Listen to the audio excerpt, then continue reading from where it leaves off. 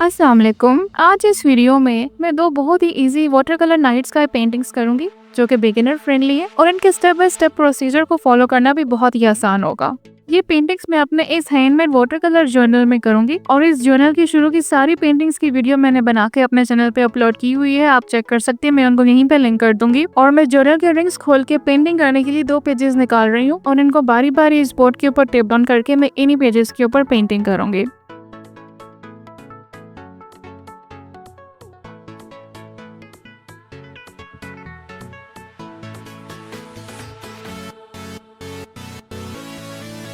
तो मैंने एक वाटर कलर पेपर को चारों तरफ से टेप डाउन कर लिया है इस बोर्ड के ऊपर और मैं इस पेंटिंग के लिए मोंगियों के वाटर कलर्स यूज करूंगी और मैं इनको जल्दी से वेट करके थोड़ी देर के लिए साइड पर रख देती हूँ ताकि ये अच्छी तरह से एक्टिवेट हो जाए।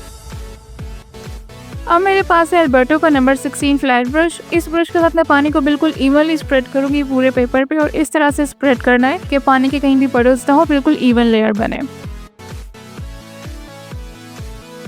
और पेंटिंग करने के लिए मेरे पास चाइनीज कंपनी के दो राउंड वाटर कलर ब्रशेस हैं, नंबर 8 और नंबर 10 साइज में, और मैं यही दोनों ब्रशेस यूज करके मोस्टली पेंटिंग करूंगी। तो पहले पेंटिंग मैंने स्टार्ट कर दी है और इसके प्रोसेस को मैंने जरा सा स्पीड अप कर दिया, लेकिन कहीं से स्किप नहीं किया ताकि इसको फॉलो करना आसान हो। तो सबसे पहले मैं यहाँ पे इंडिगो कलर को ब्लॉक कर रही हूँ ऊपर के टॉप पे और इसको आहिस्ता आहिस्ता मैं ड्रैग करते हुए नीचे लेके आ रही हूँ। इसके साथ मैं थोड़ा सा प्रेशियन ब्लू को भी मिक्स कर रही हूँ, लेकिन प्रेशियन ब्लू इंडिगो के मुकाबले में काफी लाइट होता तो वो इतना प्रोमिनेंट नहीं हो रहा, तो मैंने प्रेशियन ब्लू पे ही गुजारा किया और कुछ एरियाज में मैंने अल्ट्रामरीन या कोबाल्ट ब्लू भी यूज कर लिया था। और इसी तरह मैं सबसे टॉप के ऊपर डार्क कलर रखा है और नीचे की तरफ कलर को लाइट करती जा रही हूँ और नीचे मैंने थोड़ा सा वायलेट भी इसके अंदर ब्लेंड कर दिया है, लेकिन मैं यहाँ पे ब्लेंडिंग बिल्कुल सीमलेस नहीं कर रही, थोड़े बहुत मैंने ब्रश के स्ट्रोक्स रखे हैं ताकि क्लाउडी इफेक्ट आए। और वायलेट कलर के नीचे जॉन ब्रिलियंट या फिर येलो होकर बिल्कुल लाइट सा शेड वाटर डाउन करके उसको ब्लेंड कर रही हूँ ताकि प्रॉपर नाइट स्काई का इफेक्ट क्रिएट हो जाए।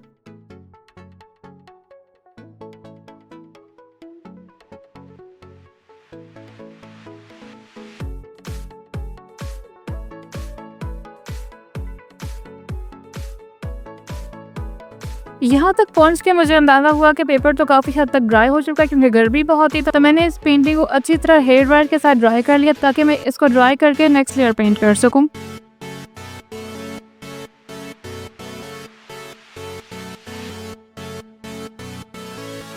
जब पहली लेयर ड्राई होगी तो मैंने दोबारा सेम फ्लैट ब्रश के साथ इस पूरे पेपर को दोबारा से वेट किया और यहाँ वेट करते हुए मुझे थोड़ी सी प्रॉब्लम हो रही थी क्योंकि गर्मी बहुत थी और पेपर बहुत जल्दी ड्राई हो रहा था, तो इस बात का भी ध्यान रखने के पेपर को अच्छी तरह से वेट किया जाए ताकि पेंटिंग करते हुए मसला ना हो। अब यहाँ पे टॉप पे मैंने दोबारा से सेम वही कलर्स ब्लेंड करने स्टार्ट कर दिए थे, लेकिन जब मैं नीचे की तरफ आई तो पेपर काफी हद तक ड्राई हो चुका था, तो मुझे दोबारा से इसको अच्छी तरह वेट करना पड़ा। और जब इसको मैंने प्रॉपरली वेट कर लिया तो फिर मैंने दोबारा से सेम वही वाले कलर्स को इसके टॉप के ऊपर ब्लेंड किया। यहाँ मैंने ऊपर हल्का सा ब्लैक कलर का भी इफेक्ट दिया है ताकि टॉप से स्काई थोड़ा सा डार्क लगे, फिर इसके नीचे इंडिगो और इसके नीचे कोबाल्ट ब्लू और फिर उसके नीचे इंडिगो और सबसे एंड में जॉन ब्रिलियंट को मैंने ब्लेंड किया है, लेकिन ब्लेंडिंग सीमलेस नहीं रखी, थोड़े से ब्रश के स्ट्रोक्स रखे हैं ताकि क्लाउडी इफेक्ट बन जाए। गर्मी की वजह से पेपर बार बार और बहुत जल्दी ड्राई हो रहा था, इसलिए मुझे मल्टीपल लेयर्स के साथ काम करना पड़ रहा था और बहुत जल्दी काम करना पड़ रहा था, इसलिए यहाँ पे कुछ ब्रश के स्ट्रोक्स बन गए, थोड़ा सा कॉलीफ्लावर इफेक्ट भी बन गया है, लेकिन वो इतना मुझे बॉदर नहीं कर रहा क्योंकि मुझे ऑलमोस्ट ऐसा ही इफेक्ट चाहिए था, मुझे बिल्कुल सीमलेस ब्लेंडेड स्काई नहीं चाहिए था।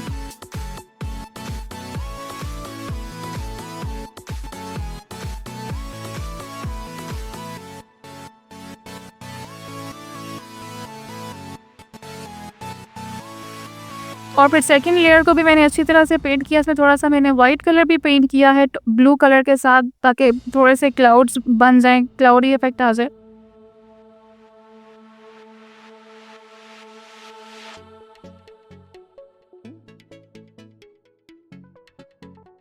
और फिर मैंने इस लेयर को भी हेयर ड्रायर के साथ अच्छी तरह से ड्रायर कर दिया।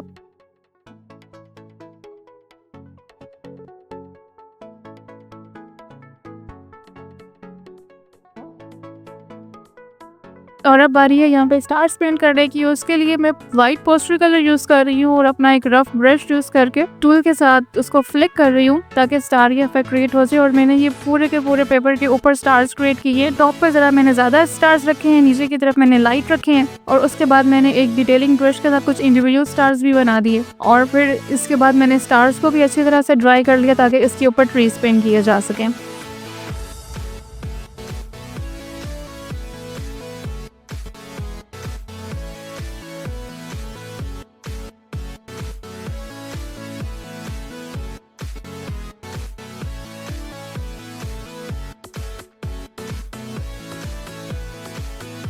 तो अब बारी है ट्रीज पेंट करने की, और ट्रीज पेंट करने के लिए मैं कीप स्पाइलिंग का राउंड ब्रश नंबर 11 यूज़ कर रही हूँ। और ट्रीज बनाने का प्रोसेस तो बहुत आसान है, मैं अपनी अक्सर वीडियोस में पहले भी एक्सप्लेन कर चुकी हूँ। बस एक टिल्टेड से लाइन ड्रॉ करनी है और उसके राइट लेफ्ट स्ट्रोक्स बनाने हैं, जिससे ट्रीज के लीव्स को मिमिक करना है। और ऊपर से स्टार्ट करना है, नीचे की तरफ लेके आना है, टॉप से लीव्स को छोटा रखना है और नीचे आते हुए इनको बड़ा करते हुए जाना है। ट्री पेंट करने का कोई भी गलत या सही तरीका नहीं है, बस आपने ट्री का सिलुएट देखना है और उस रेफरेंस के मुताबिक जो भी आपको समझ आ रहा है बस आप पेंट कर दें और ट्री बन जाएगा। और मैं इसी प्रोसेस के साथ यहाँ पे और भी ट्रीज पेंट करूँगी, लेकिन सबके मैं शेप्स और साइजेस और उनका पर्सपेक्टिव थोड़ा सा डिफरेंट रखूँगी ताकि ट्रीज की वैरायटी मिल जाए।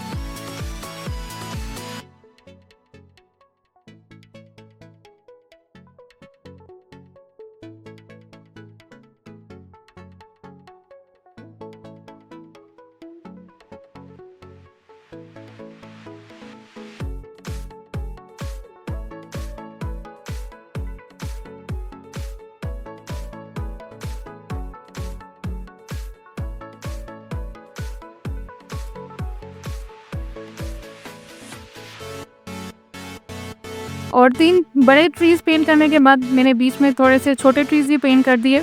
इनका साइज छोटा नहीं है, बस से ज़रा से दूर है इसलिए छोटे लग रहे हैं पर्सपेक्टिव में।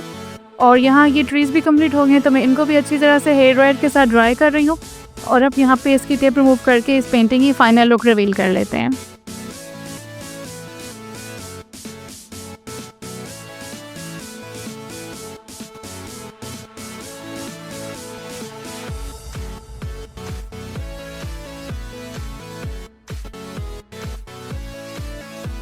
अब बारी है सेकंड पेंटिंग की, और इसको भी मैं बोर्ड के ऊपर चारों तरफ से टेप डाउन कर रही हूँ और अपने स्टैंड के ऊपर रखूँगी ताकि पेंटिंग करने में आसानी हो जाए।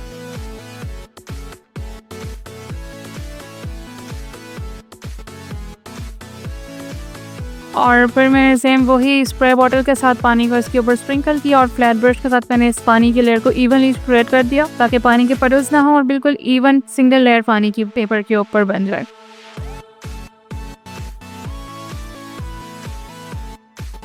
और यहाँ पे मैं वेट पेपर के ऊपर स्टार्ट कर रही हूँ येलो कलर के साथ, और इसके अराउंड में पेल ऑरेंज या फिर डार्क येलो कलर को ब्लॉक करूंगी और उसके अराउंड रेड कलर को मैंने ब्लेंड किया है, और इसके अराउंड मैंने थोड़ा सा पिंक कलर और फिर साइड पे जो एजेस बच गए वहाँ पे मैंने पर्पल कलर को ब्लेंड किया ताकि ये गैलेक्सी का इफेक्ट बन जाए।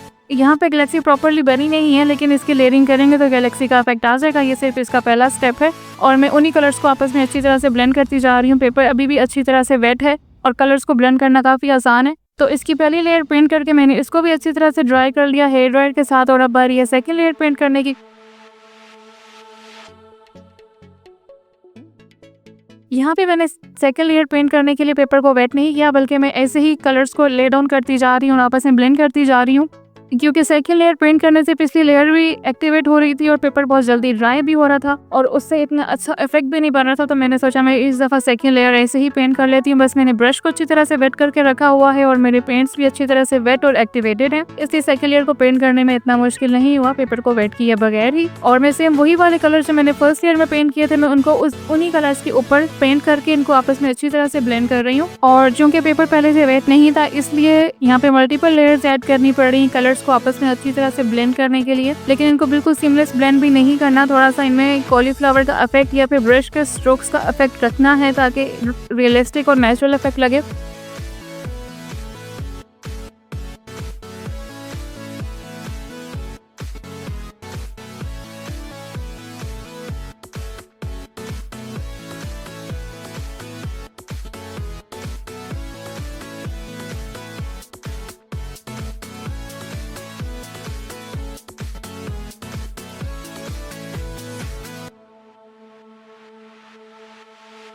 और फिर इसकी सेकंड लेयर को पेंट करके भी मैंने अच्छी तरह हेयर ड्रायर के साथ ड्राई कर लिया। और फिर मैं सेम वही अपना रफ ब्रश और टूल लेके पोस्टर कलर के साथ यहाँ पे स्टार्स पेंट कर रही हूँ, और मैंने यहाँ पे स्टार्स तकरीबन पूरे ही पेपर के ऊपर पेंट किए हैं। और फिर मैंने स्टार्स को भी अच्छी तरह से ड्राई कर लिया हेयर ड्रायर के साथ ताकि जब मैं इसके ऊपर ट्रीज पेंट करूँ तो व्हाइट पोस्टर कलर उनके साथ मिक्स ना हो जाए। अब नीचे ट्रीज पेंट करने हैं, लेकिन पहले मुझे यहाँ पे माउंटेन का इफेक्ट चाहिए था ताकि ऐसा लगे कि ट्रीज माउंटेन के ऊपर बने हुए हैं। तो पहले मैं माउंटेन की सिलुएट को पेंट कर रही हूँ और फिर इसके ऊपर ट्रीज के सिलुएट को मैं पेंट करूंगी। इस पेंटिंग में भी सेम वही वाला प्रोसेस फॉलो करना है ट्रीज पेंट करने का जो पिछली पेंटिंग में फॉलो किया था। बस इसी तरह से एक टिल्टेड से लाइन ड्रॉ करनी है और उस पर स्ट्रोक्स बना के इसको ट्री की शेप देनी है। और फिर मैं इसी प्रोसेस के साथ यहाँ पे और भी ढेर सारे ट्रीज पेंट करूंगी ताकि ये पूरी माउंटेन में ट्रीज के साथ ही उसको फिल कर दूं। और यहाँ पे भी मैंने ट्रीज में वैरायटी रखी है, इनके साइज, इनकी शेप, इनके पर्सपेक्टिव में, ताकि लुक नेचुरल लगे, बिल्कुल प्लेन लुक ना लगे। अगर आप सारे ट्रीज एक ही तरह के पेंट कर देंगे तो वो बिल्कुल भी रियलिस्टिक इफेक्ट नहीं लगेगा, वैरायटी नहीं होगी, पर्सपेक्टिव नहीं होगा। तो आपने कोशिश करनी है कि आप जब भी ट्रीज पेंट करें तो उनमें आप वेरिएशन रखें ताकि रियलिस्टिक इफेक्ट आए।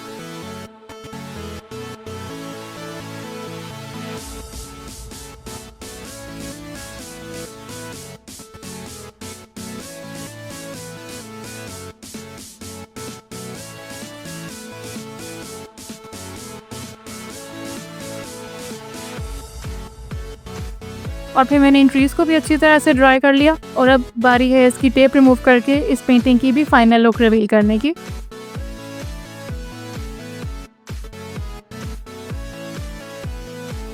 तो ये है इस पेंटिंग की फाइनल लुक। और अब मैं यहाँ पे डेट लिख के इसको कंप्लीट करा रही हूँ क्योंकि मैं अपनी हर पेंटिंग के एंड पे डेट लाजमी लिखती हूँ ताकि मुझे याद रहे कि ये आर्टवर्क या पेंटिंग मैंने कब और किस डेट को बनाया था। और अब मैं इन दोनों पेंटिंग्स को अपने जर्नल में वापस लगाऊंगी, तो इसके लिए मैंने अपना जर्नल ओपन किया, इसके रिंग्स ओपन किए और अब मैं इन दोनों पेंटिंग्स को वापस लगा रही हूँ इसके अंदर।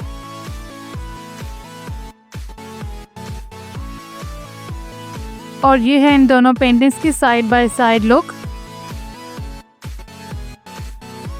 और ये है इन पेंटिंग्स से कुछ सिनेमैटिक शॉट्स। आई होप आपको ये दोनों पेंटिंग्स इजी लगी होंगी, इनको रिक्रिएट करना भी आपके लिए आसान होगा। और अगर आप इन दोनों में से किसी भी पेंटिंग को रिक्रिएट करना चाहें तो इनको रिक्रिएट करके मेरे साथ इंस्टाग्राम पे लाजमी शेयर कीजिएगा।